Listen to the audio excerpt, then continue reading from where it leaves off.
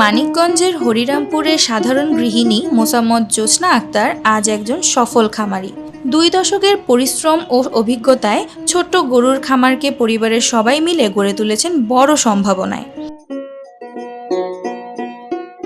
প্রথমে ছিল মাত্র 4টি গরু আর একচালা একটি ঘর।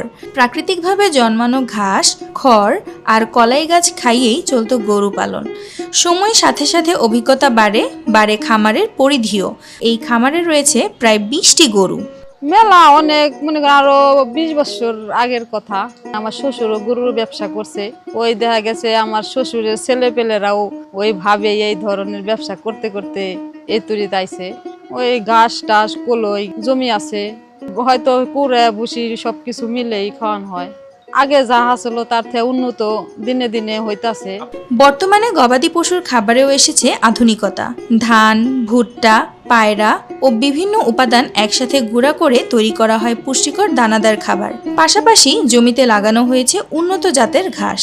বর্ষাকালের কথা মাথায় রেখে আগেভাগেই মজুত করে রাখা হয় খড়।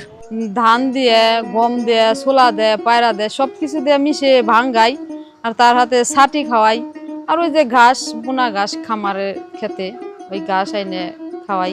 মনে করেন এই যে বর্ষা আসতেছে, যখন চকে পানি হয়ে যাইব তখন মনে করেন খের প্রস্তুতি রাইখে দিন লাগবো। ওই বর্ষাকালে তো আর কোনো জায়গা ঘাসের কোনো সিস্টেম থাকবো না।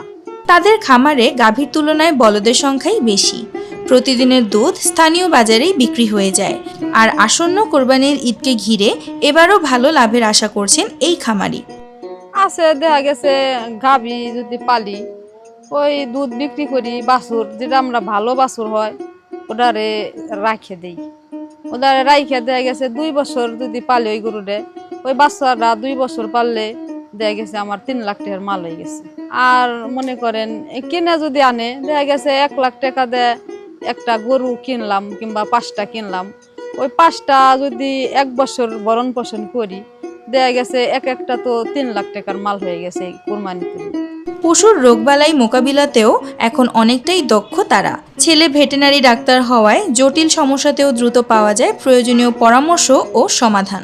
এখন ওই ছেলে ডাক্তার হয়েছে, এখন ওই যে কোনো কিছু হইলে ওই ছেলেই ওষুধ পানি বইলে দিলে আইনে ছেলের আব্বু নিজেই দিতে পারে।